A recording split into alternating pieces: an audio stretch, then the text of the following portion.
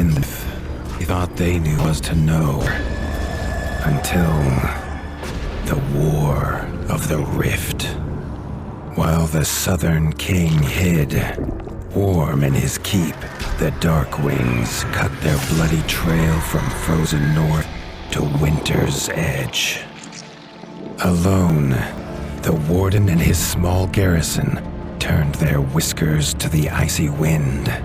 At the end of hope, in a last barrage, they wiped Batkind from the land and memory. With no sign of the Darkwings' return, in time, few believed them little more than a fairy's tale. But at Mount Cauldron, time had been all they needed. An old enemy claws free of their icy tomb and hungers for vengeance. But not all is lost. King Rattus brings north a cause for hope. A bastard prince, placed in the paws of the Warden of the Wastes to raise as his own. A secret of blood never to be told. Now, fate calls for a hero in a murderous screech, and one young rat will answer.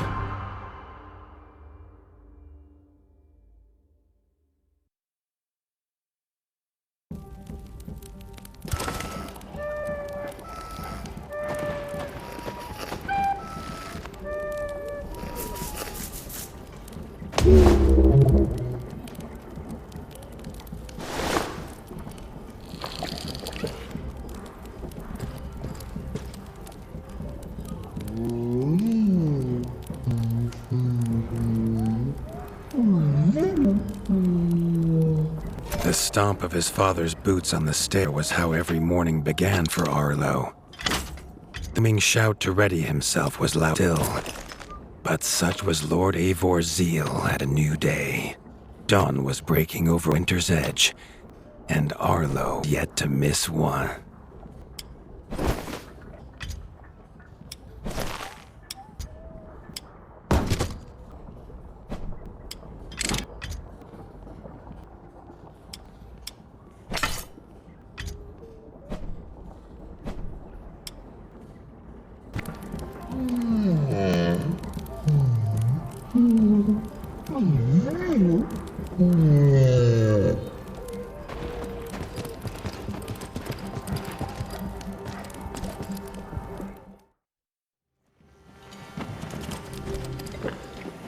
The castle echoed with the horns of the returning hunters, bringing their night's bounty. Arlo's little heart couldn't to hear it. The only thrill to be found inside the high walls was a hunter's tales of what lay beyond them. Arlo tells himself it's a good life here in Winter's Edge.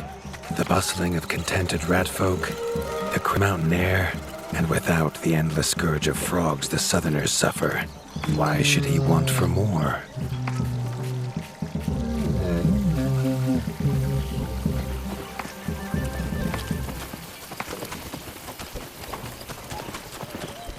There was no time for tales of the hunt today.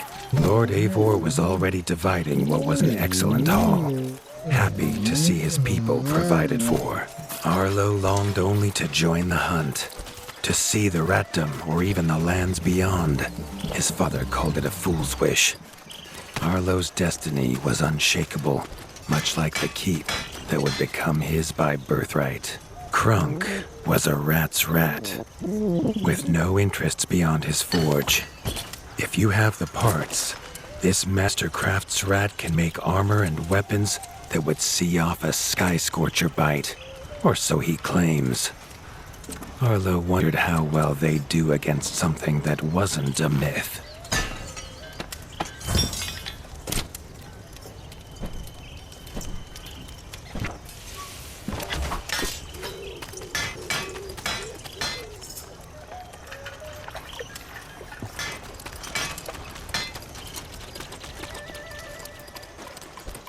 Chief Mason Leaf was the rat Arlo most admired. As younger brother to Lord Eivor, his carefree uncle never faced the burden of being Warden of the Wastes. With walls this strong, his duties were light, leaving him plenty of time for his nephew. Arlo has no memory of his mother, but Hilda's food was a true taste of maternal kindness. With the right ingredients, she would make meals nourishing to body and soul.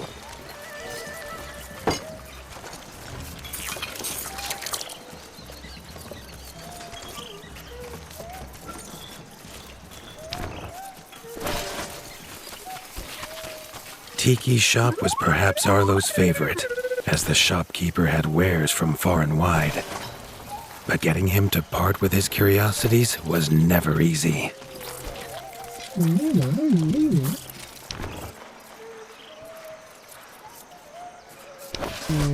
Hunters had news a family of wild creatures ratfolk called backstabbers had moved into the wastes. Eivor told his son to fetch his weapons.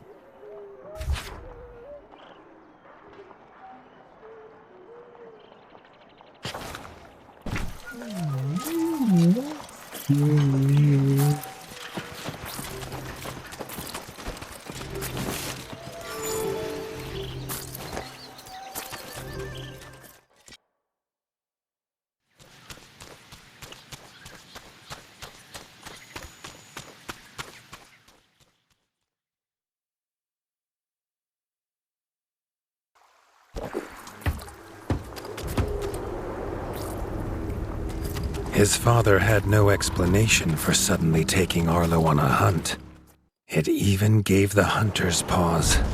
Arlo had been taught to fight, and better than most. But rarely had he been tested. He was determined to prove himself. The rugged terrain of the outskirts could have taken all day to traverse, but Arlo's trusty grappling hook allowed him to swing between its many crevices.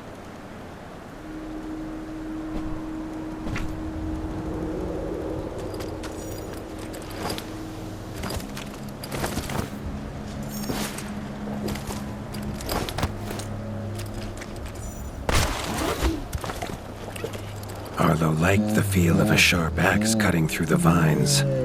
The wilds were part of his home, and nothing in them would frighten him. The famous frostberry bushes of the wastes were in full fruit already. Their juice made a healthy tonic, though Lord Eivor preferred them fermented. His father was a sturdy rat, built for strength, not speed. So Arlo found it curious that he challenged him to a race. The prospect of the hunt had filled Lord Eivor with a vigor that his son had not seen in years, or at least since breakfast.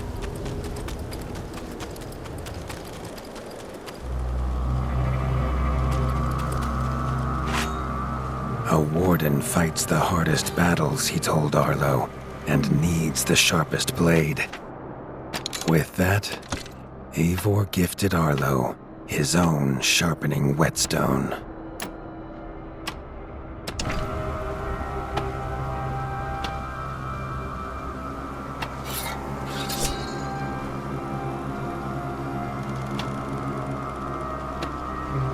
Whether these beasts were named for their spines or for some past unforgivable deed, no rat knew.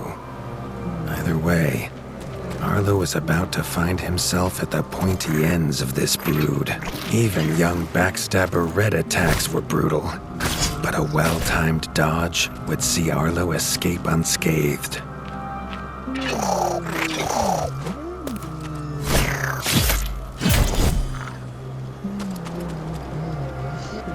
This backstabber lived up to its name with its deadly white attack, but Arlo's shield could block the deadly spikes.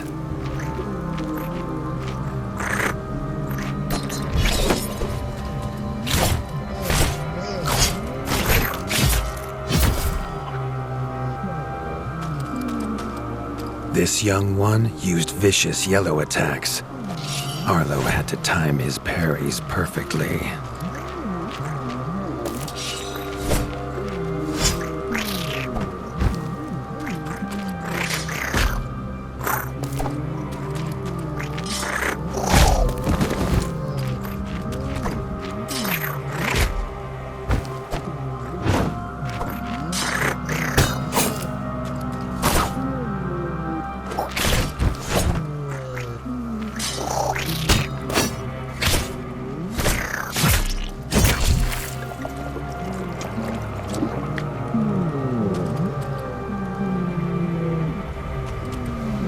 This mother had left her young to fight alone, but the same could not be said of Lord Eivor as he leapt to his son's side.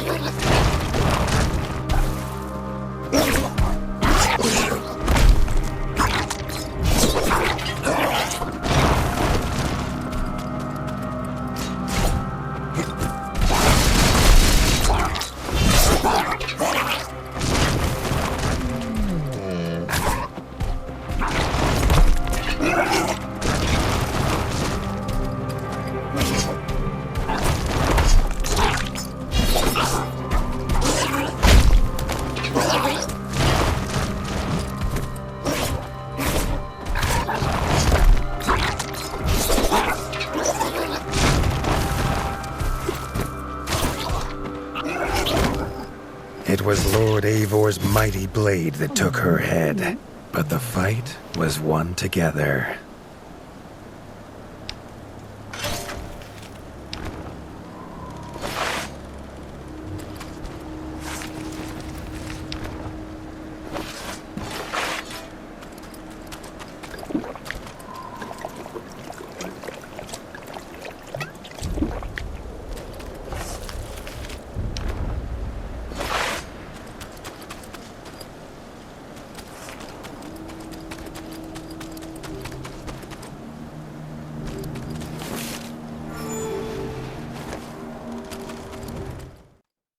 Arlo basked in his father's pride, almost as warm as at the fire inside Winter's Edge.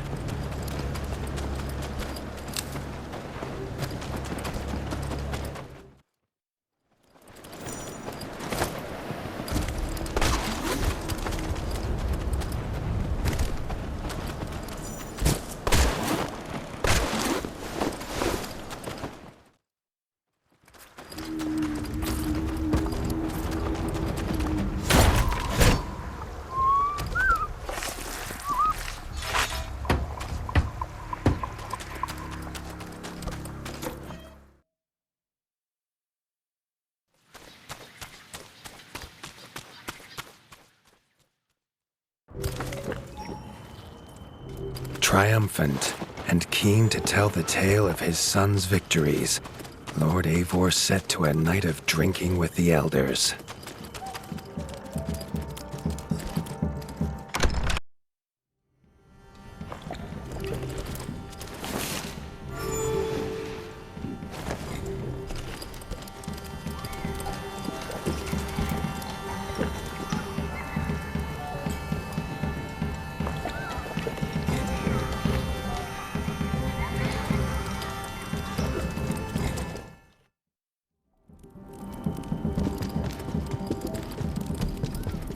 Arlo was reluctant to return to his bed, wondering how long he must wait to hunt again.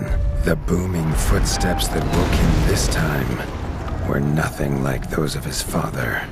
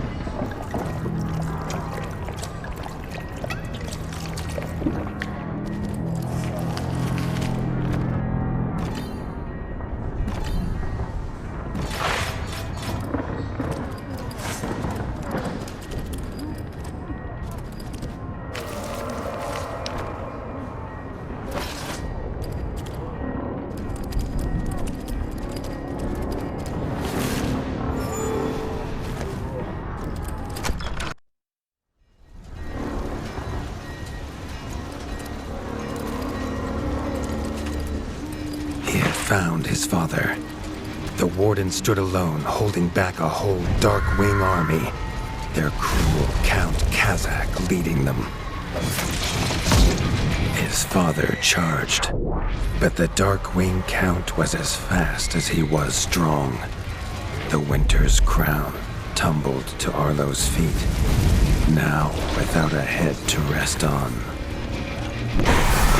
There was no time to grieve his father, as from above the Count revealed his greatest weapon, a sky scorcher. Not a fairy's tale, but an undead beast whose very breath could level kingdoms. And its eye was trained on Arlo. All that came next was a fog of bloodlust, snapping jaws, and the beating of leathery wings. But there could be no victory. Arlo awoke, groggy and warm to his father's shouts. Only he wasn't in bed. The warmth was from the fire that had engulfed Winter's Edge, and the shouts were his uncle's. The only other survivor of the Darkwing attack, Leaf was bruised and his hind paws barely steady. He'd seen villagers.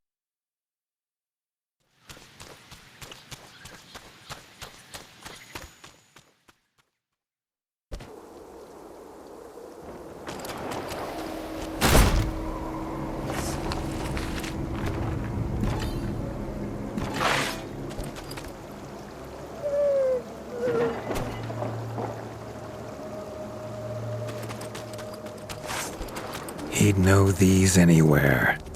Krunk's smithy hammer and Hilda's chef's knife. Arlo wondered why they would leave them here.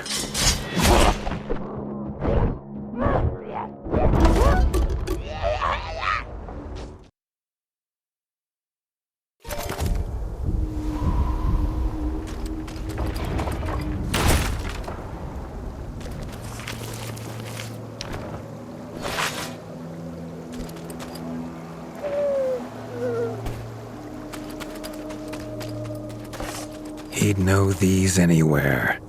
Krunk's smithy hammer and Hilda's chef's knife. Arlo wondered why they would leave them here.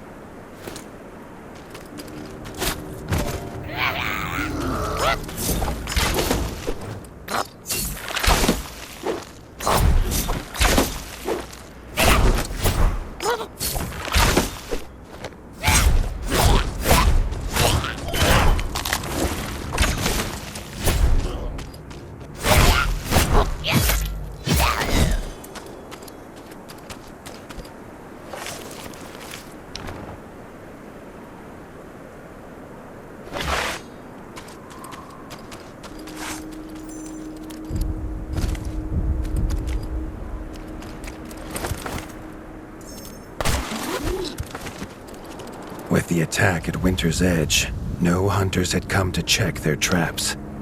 Arlo thought he might find a use for them.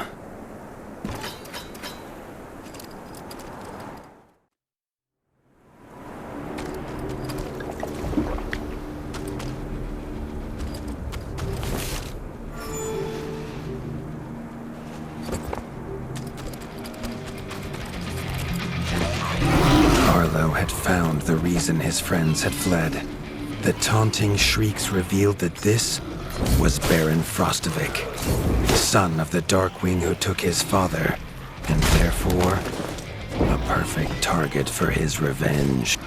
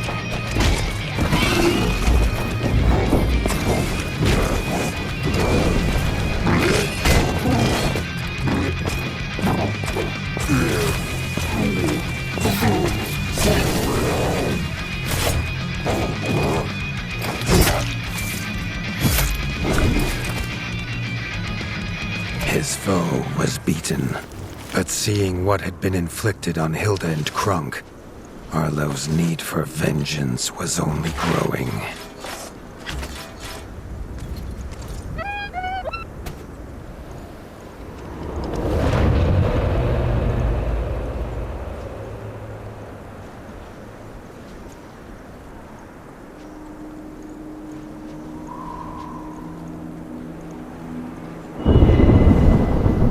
Suddenly wished to be within the walls of Winter's Edge, to hear the boot and boom of his father at dawn, a sound he realized he'd never hear again. He needed to return to whatever was left and make his plan.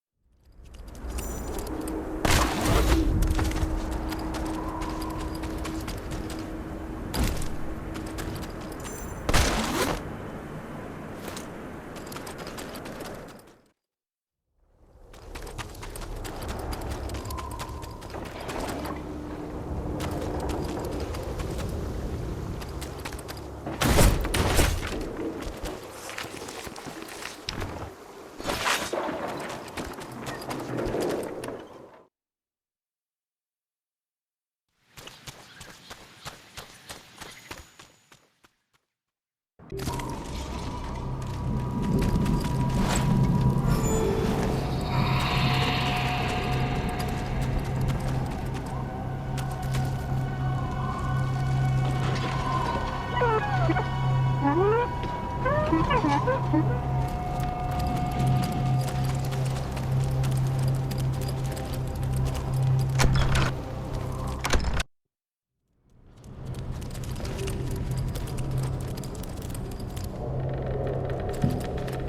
from his journey, Arlo fell into his father's chair, the one thing still standing in the ashy ruin. It was his chair now, along with the title of Warden of the Wastes. Arlo's shoulders slumped at the weight of it, but only for a moment. The dark wings had nearly scourged the ratdom to ash before, and now it was for him to stop them. He was going to rebuild Winter's Edge, a beacon of hope from which to drive back the shadow. This much Arlo knew. No rat would rebuild Winter's Edge on an empty stomach. The kitchen had to be fixed and stocked. Leaf suggested Arlo visit the Night Eyes of the Golden Forest, known for their hearty food. Arlo hoped rat wasn't the key ingredient.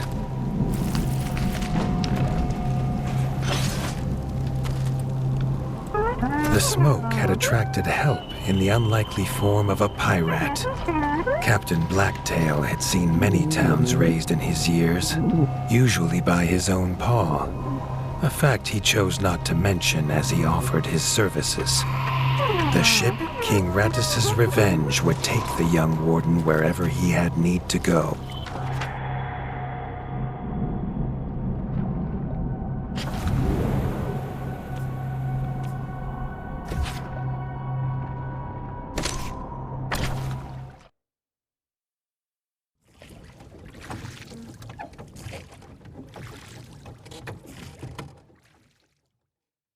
The autumnal gold canopy glimmered in the sunlight, held high by the silver boughs.